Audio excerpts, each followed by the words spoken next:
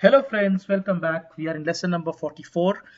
In the last few lessons, we have been focusing on drawing some very interesting shapes. In this lesson, we are going to change course. We are going to start looking at some new concepts related to Scratch. Specifically in this lesson, I'll tell you about what is the meaning of a costume of a sprite. Now, costume is actually a very important concept. It's very useful as well. So let's get started. Here I have just created a new project. So notice I, as expected, see a cat sprite.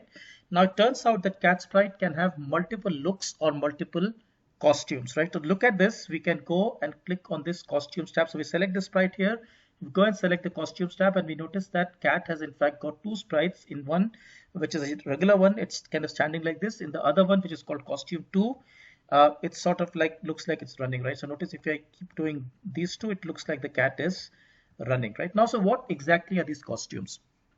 Well, analogy here helps. Costumes are just like we wearing different clothes or taking on different looks to different occasions. So for example, when we go to school, we wear uniform, we look different.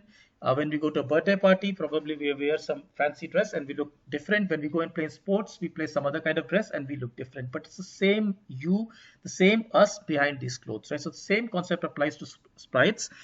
One sprite can have many different looks, and these looks are what are called costumes, right? So let's take one more example. For example, let's say I go and say choose a sprite, and I go and choose, say, the princess sprite. Right now, princess is this sprite. Notice if I go and click on princess and then I go and click on these costumes, I see that princess has got 5 costumes. So one, they all look different from each other. And these are basically the 5 different looks that the princess can take, and hence these are the costumes. Now, before I wrap this up, I just want to tell you that to look at all the different costumes that the sprite has, all I have to do is to say choose a sprite. Once I get all these sprites available to me, I can just hover my mouse on top of any sprite. For example, if I take the ballerina, notice that ballerina starts to get animated.